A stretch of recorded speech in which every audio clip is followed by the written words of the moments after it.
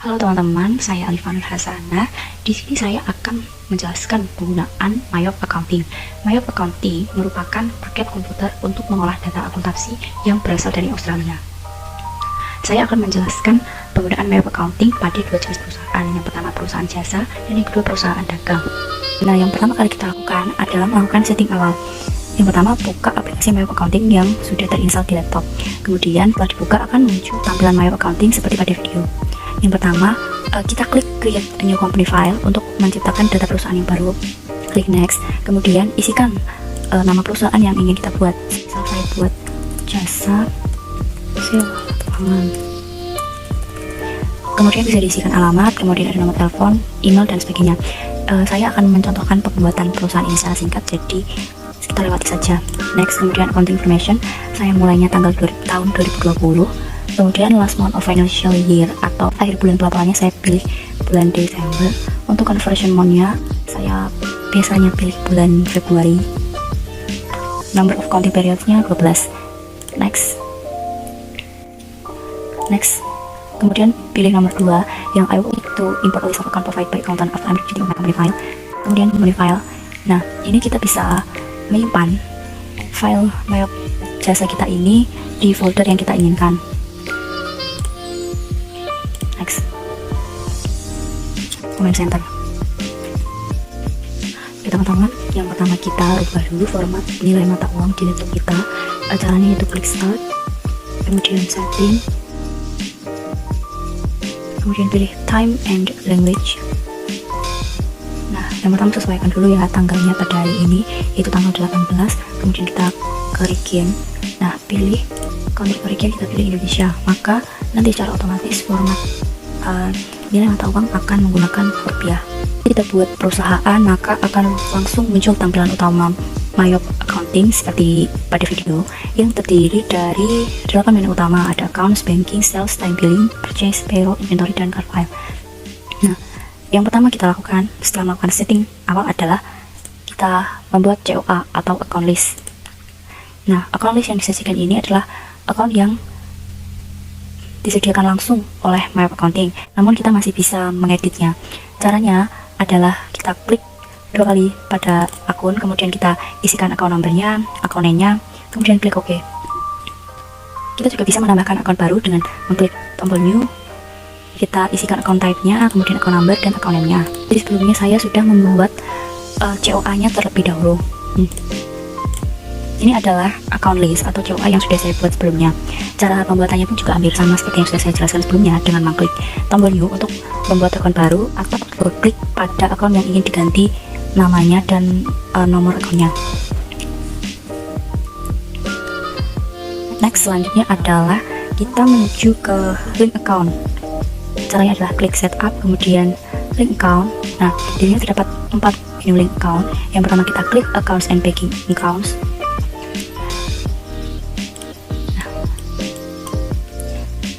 Nah, kita lihat tampilannya ya. Yang bisa diubah adalah pada poin ketiga, yaitu equity account for historical balancing. Kita menggunakan account untuk historical balancing. Saya menggunakan account penyeimbang ekuitas. Kemudian bank account for electronic payment atau akun bank untuk pembayaran elektronik, saya menggunakan kas di bank. Dan untuk akun bank untuk undeposit fund, saya menggunakan kas kecil. Kita bisa mengeditnya sesuai kebutuhan kita ya. Kemudian kita klik use account, lalu klik OK. Kemudian kita menuju ke link account di bagian sales account.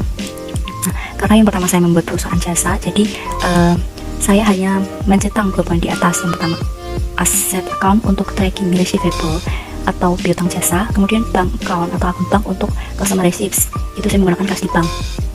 Oke, kemudian kita lanjut ke link account di purchase account atau akun pembelian.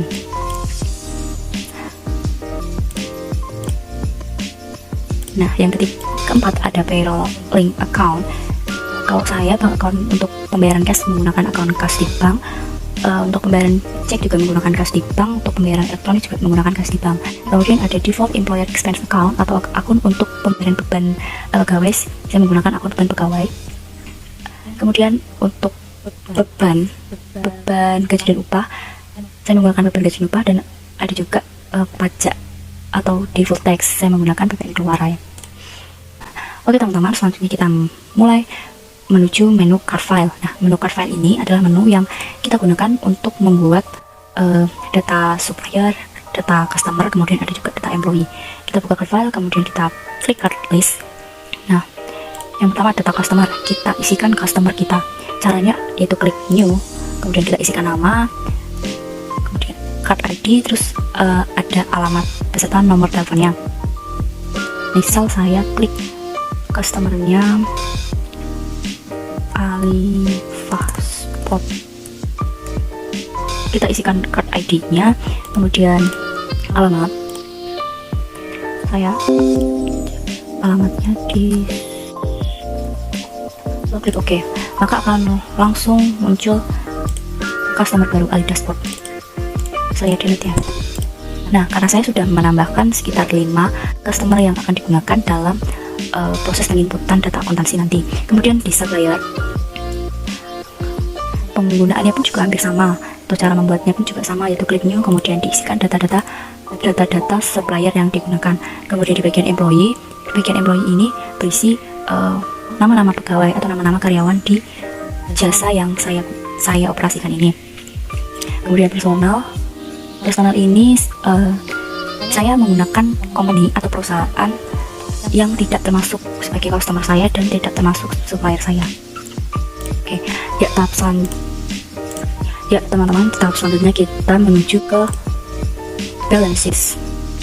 Itu kita klik setup, kemudian klik balances, kita klik account opening balance. Nah, akan muncul tampilan seperti pada video.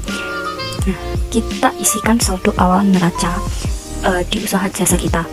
Karena ini sudah saya isikan, jadi saya tidak perlu mengisikannya lagi. Cara mengisikannya pun cukup mudah. Kita double klik pada account yang ingin kita isikan numbernya atau jumlahnya, kemudian kita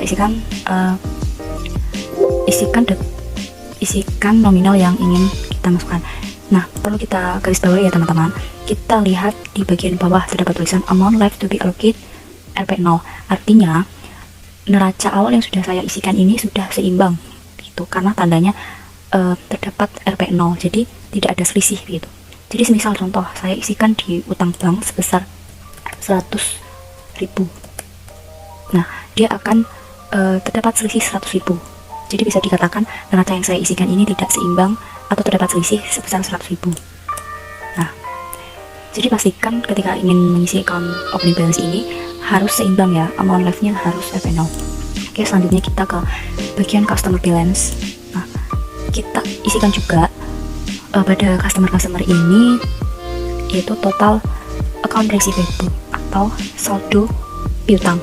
Nah, di account list saya tadi itu kan saldo piutangnya sebesar 6.250.000. Nah, begitu pun juga di bagian customer ini kita isikan juga piutangnya sebesar 6.250.000. Seperti ini. Kemudian kita pastikan juga out of balance amount-nya Rp0, artinya tidak ada saldo piutang yang tidak termasukkan ke dalam customer ini. Jadi ini harus Rp0 ya. Caranya yaitu kita klik add sales. Oke, kemudian kita isikan nama customernya, lalu kita isikan juga terms, invoice, tanggal, ada juga memo, dan ada total atau nominal yang ingin kita masukkan. Oke, karena saya sudah mengisi, saya tidak perlu menginput lagi. Lanjut kita ke balance supplier. Nah, jadi total pembelian saya itu kan 3.300.000. Kenapa minus? Karena pembelian saya itu berada di sisi kredit, jadi saya menggunakan minus. Nah, seperti biasa kita lihat dulu out of balance amount-nya Rp0, artinya sudah seimbang. Cara menggunakannya atau cara menginputnya adalah kita klik add purchase, kemudian isikan nama, kemudian terms-nya juga, tanggal, memo, dan total nominal yang ingin digunakan. Kemudian klik record dan selesai. Oke teman-teman, selanjutnya kita menuju ke transaksi. Nah, saya sudah membuat contoh transaksinya. Semisal kita akan membuat transaksi penjualan secara tunai, misal kita menggunakan tanggal 2 Maret tahun 2020 penjualan jasa sewa lapangan tunai oleh Polres Wonogiri. Caranya kita klik menu sales, kemudian enter sales, customernya kita pilih Polres Wonogiri. Nah, kita tulis tanggalnya 2 Maret tahun 2020, kemudian invoice-nya kita misal oke. Jadi karena ini adalah perusahaan jasa, layout yang digunakan masih menggunakan layout service gitu. Berbeda ketika kita menggunakan perusahaan dagang dan kita sudah memiliki item-item atau produk-produk dagang yang sudah kita itemkan, jadi kita bisa klik item. Namun karena kita menggunakan perusahaan jasa, biasanya kita menggunakan layout service. Oke, kita tulis secara manual.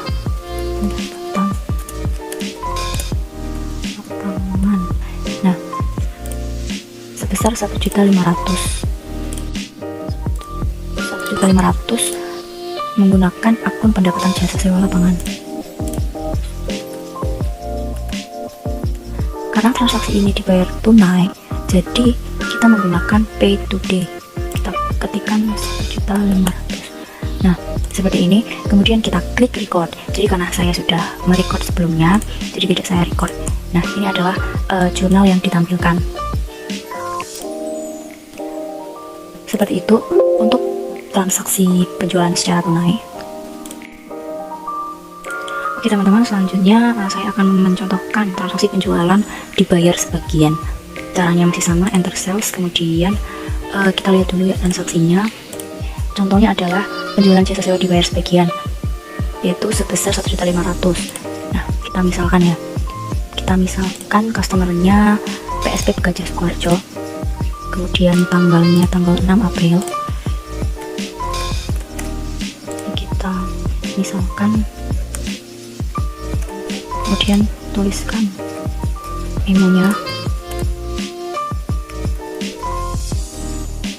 Oke, kita menggunakan akun pendapatan jasa sewa lapangan sebesar 1.500.000. Nah, karena pembayaran ini dilakukan sebagian, jadi kita tulis pay today-nya setengah dari 1.500.000, yaitu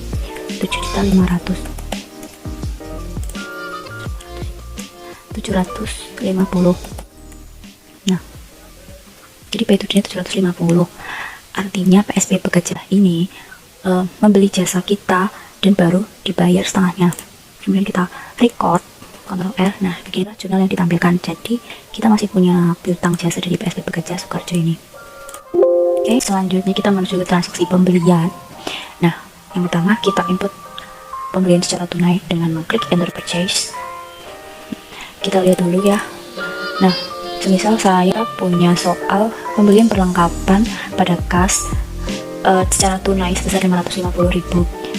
Yang pertama kita isikan suppliernya, misalnya Toko Jaya Sport, kemudian tanggalnya 8 Maret 2020.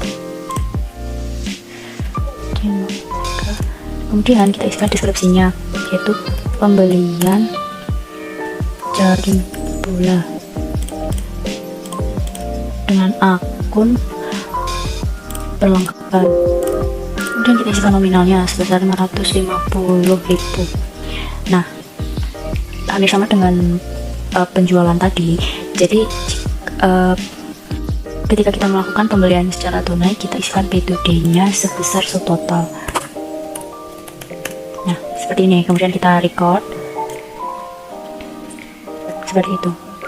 Jika transaksinya dilakukan secara kredit, kita tidak usah isi pay today-nya, lalu langsung kita record, maka akan keluar jurnal kita memiliki utang usaha 550 dan perlengkapan bertambah juga sebesar 550.000. Oke, lanjut ya teman-teman. Sekarang saya akan mencontohkan transaksi untuk pembayaran gaji karyawan. Kita menuju ke menu banking, kemudian kita klik spend money. Kita buka dulu transaksinya. Contohnya adalah pembayaran gaji pengelola sebesar 2 juta. Itu jurnalnya beban gaji dan upah pada kas. Oke, semisal kita isikan cardnya adalah Pak Daryanto, pembayaran, kita tulis memonya. Jika Pak Daryanto atau Mr. Daryanto pada tanggal 1 April, kita isikan nominalnya. Nah, menggunakan akun beban gaji dan upah sebesar 2 juta. Seperti itu. Kemudian kita bisa klik record. Karena saya sudah merecord sebelumnya, jadi kita CTRL-R untuk melihat jurnal umumnya. Seperti itu. teman-teman, selanjutnya kita menuju ke perusahaan dagang. Saya menggunakan Omah Apong. Caranya hampir sama dengan setting awal pada perusahaan jasa tadi. Yang pertama kita menyeting account list, kita masukkan akun-akun, lalu kita men-setting di bagian bank account, kemudian membuat cut file dan menyeting di bagian balance untuk account opening balance, customer balance, dan supplier balance. Namun saya akan mengajarkan cara mengimport account list atau COA, jadi kita tidak perlu menambah satu-satu akunnya ya, jadi kita bisa import langsung dari Excel. Nih caranya yaitu yang pertama kita buat dulu Excel seperti pada video. Jadi ada account number, ada nama akun, ada header. Header ini maksudnya jadi aset dan aset ini nanti akan berada di paling atas yang di bold seperti ini ya, gitu. Kemudian isikan balance-nya. Ini balance-nya kita isi 0 ya. Kemudian account type, asset, bank, dan sebagainya. Kemudian kita menuju Mayop, klik file, kemudian import data, account information. Nah, import file formatnya biarkan tab delimited, first recordnya header record, duplicate recordnya kita pilih yang nomor 2, continue. Nah, kita save tadi ya. Jadi begini teman-teman, sebelumnya file Excel ini kita save dulu, formatnya tab delimited. Jadi segini formatnya, text atau tab delimited, kemudian save. Nah, ini baru kita import ulang lagi, file, account information, continue. Nah, pilih akun yang tersave tadi, terus kita klik match all. Nah, lalu kita klik import ya teman-teman. Jadi karena saya tadi sudah mengimport, jadi saya tidak import ulang. Jadi kita klik match all, kemudian kita klik import seperti itu. Kemudian kita menuju account. Nah, ada beberapa hal yang berbeda, terutama di bagian sales account ini. Tadi kan di perusahaan jasa saya nggak mencentang 4 poin ini ya, jadi ini saya centang. Yang pertama, I charge very sale. Jadi itu nanti saya ada beban angka penjualan, ya akun yang digunakan ya beban angka penjualan. Terus yang ketiga ini I give discount for early payment, jadi saya nanti kasih diskon dengan akun potongan penjualan. Terus yang keempat, I assess charge for late payment, jadi saya tuh juga bisa ngasih atau mengakses pembayaran yang telat di pendapatan yang lain. Lalu di bagian purchase ini juga sama, I pay freight on purchase, yaitu saya menggunakan beban angkut pembelian. I take discount for early payment, hampir sama ya, sama yang sales tadi. Untuk payroll account ini juga hampir sama seperti di perusahaan jasa. Kemudian selanjutnya teman-teman, di bagian card file itu kita buat dulu customer, supplier, employee, dan personalnya. Nah, ini customernya sudah saya tambahkan, suppliernya juga sudah saya tambahkan gitu. Jadi Omah Apong ini menjual beberapa dagangan seperti nasi bakar, nasi cui, kemudian ada minuman aqua, terus ada sosro juga disediakan dalam bentuk yang satuan atau yang crack seperti itu. Lalu kita menuju ke balances. Ini juga hampir sama tadi penyetingannya seperti di awal tadi. Account balance itu kita isikan saldo awalnya, jadi pastikan amount left to be left ini RP0. Kemudian di customer juga pastikan RP0. Customer balance ini berisi piutang kita ke customer ya, sedangkan untuk supplier balances ini berisi utang kita ke supplier gitu. Jadi caranya yang klik add purchase ini, cara menambah datanya, teman-teman. Yang membedakan penggunaan Mayop pada perusahaan jasa dan perusahaan dagang itu terletak di menu inventory gitu. Jadi menu inventory ini adalah menu persediaan barang dagangan. Cara menggunakannya, yang pertama kita klik inventory, kemudian kita buat item list. Nah, item list ini berisi daftar barang dagang yang Omah Apong jual beserta kuantitinya. Cara menginputnya itu kita klik new, kita isikan data-datanya. Nah, contohnya seperti ini, nasi kuning itu kita isikan item numbernya, kemudian namanya, kemudian kita centang 3 ini, I buy this item. Jadi ini saya beli item ini untuk akun harga pokok penjualan, kemudian saya menjual akun ini di akun penjualan, terus I inventory this item di persediaan barang dagang. Kemudian kita menuju ke standar cost-nya, diisi harga barang tersebut ya. Kemudian tax code-nya saya menggunakan pajak pertambahan nilai. Kemudian di sini juga saya menggunakan PPN. Lalu klik OK, ignore maka akan langsung bertambah di all items inventory ini. Seperti itu. Teman-teman, di item list tadi ketika kita menambahkan data baru itu kuantitinya masih 0. Jadi bagaimana caranya kita untuk menambah kuantitinya itu? Kita perlu menyesuaikan persediaan. Jadi ini ya, semisal saya menggunakan Aquadus ini kan totalnya 10 gitu. Jadi ini mau saya tambah persediaannya. Caranya kita klik adjust inventory, kemudian kita isikan memonya, isikan memo tanggal dan inventory jurnalnya.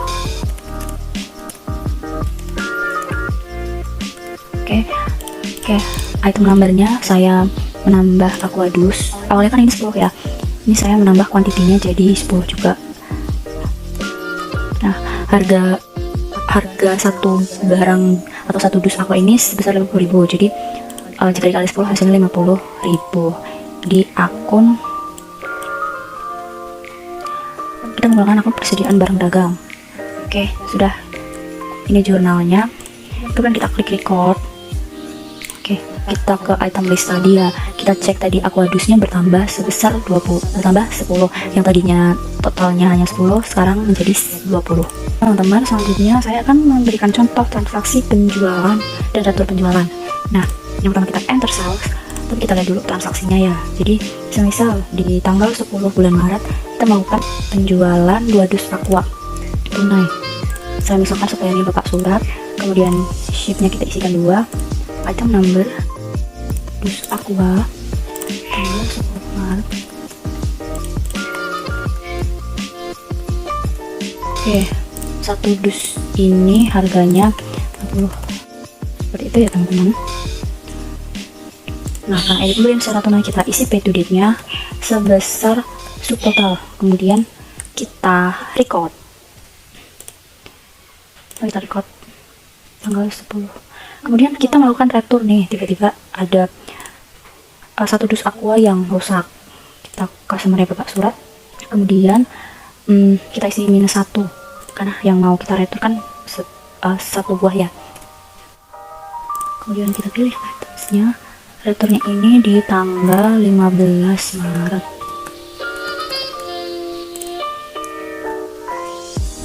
Nah, ini kita ganti akunnya dulu ya.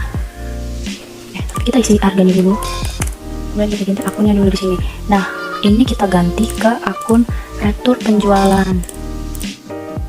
Oke, seperti ini. Kemudian ini kita isi sebesar harga. Maaf, tidak diisi. Ya, kita langsung record aja. Klik register. Nah, ini adalah retur yang mau kita kembalikan kepada bapak surat. Kita apply to sell, kemudian kita pilih yang mau kita retur sebesar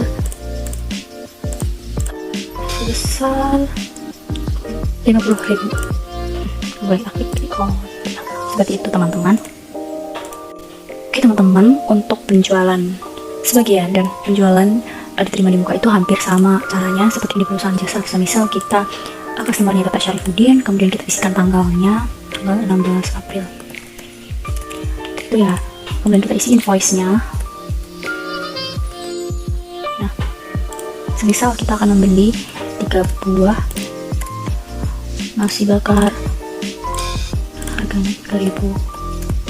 Nah, ini juga sama ya, untuk penjualan sebagian itu kita isi pay to date-nya 4.500. Maaf. Nah, kemudian kita record. Nah, diterima di muka, pay to date-nya ini kita isi sebesar subtotal. Kemudian ini terms-nya kita ganti ke prepaid ya teman-teman. Nah, kemudian kita klik record seperti itu. Selanjutnya, ini saya akan mencontohkan transaksi penjualan satu truk aqua dan nasi bakar 10 buah dengan termin 2/10 NP30 kepada Bapak Yusuf pada tanggal 20 Maret. Oke, kita enter sales kemudian dari Bapak Yusuf. Tanggalnya 20 Maret. Bapak Yusuf membeli satu truk aqua. Menurut saya aqua satu dus dengan harga. Kemudian ada 10 nasi bakar. Termin pembayaran 2/10 NP30. Nah, caranya kita klik di terms, kita ganti menjadi in a given of days, isi harinya harus 10, 30, Ini kita isi 0% aja ya. Kemudian kita klik OK karena ini bayar tunai. Sudah, tinggal kita record seperti ini. Seperti itu teman-teman. Seperti itu teman-teman cara menambahkan termin pada transaksi penjualan. Oke, next teman-teman, kita menuju ke menu purchase atau penjualan. Contohnya yaitu kita membeli persediaan teh 4 cup secara tunai pada tanggal 21 Maret. Caranya sama ya seperti di perusahaan jasa tadi.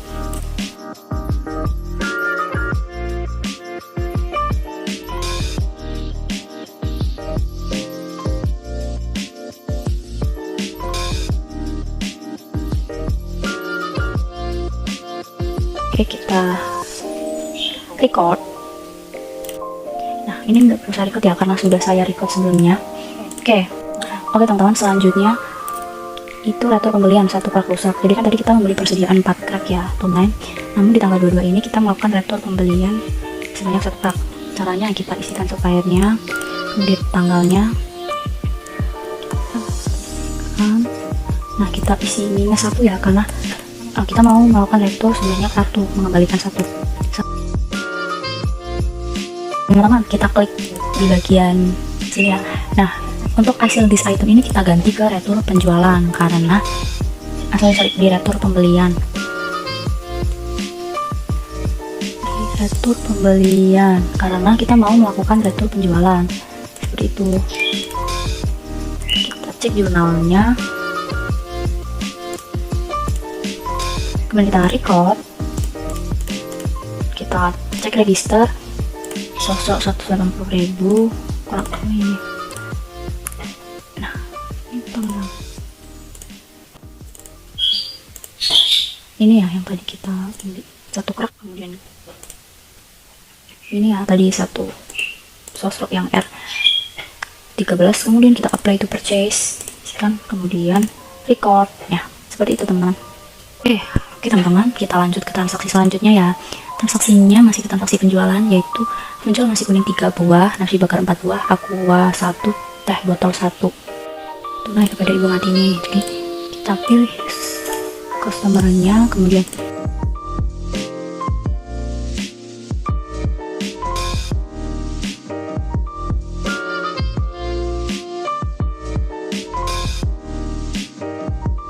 totalnya 43.000. Nah, ini jurnal yang ditampilkan. Oke, kita bisa langsung klik record ya teman-teman, karena ini pembayarannya secara cash. Selanjutnya di bagian terakhir ini kita bisa mengecek laporan keuangannya di menu report. Kita klik report, kemudian kita pilih profit and loss untuk mengecek laporan laba rugi, kemudian standard balance sheet untuk mengecek laporan neraca. Misalnya saya buka display ini adalah contoh laporan neraca, kemudian profit and loss saya display. Kita ganti tanggalnya. Oke, seperti ini tampilannya. Nah, ini juga kita bisa menampilkan menu-menu lainnya. Misal saya mau menampilkan general ledger seperti ini. Nah, seperti itu teman-teman tambahannya. Kurang lebihnya mohon maaf bila terdapat salah kata pada video tutorial hari ini. Saya mohon maaf yang sebesar-besarnya. Terima kasih. Wassalamualaikum warahmatullahi wabarakatuh.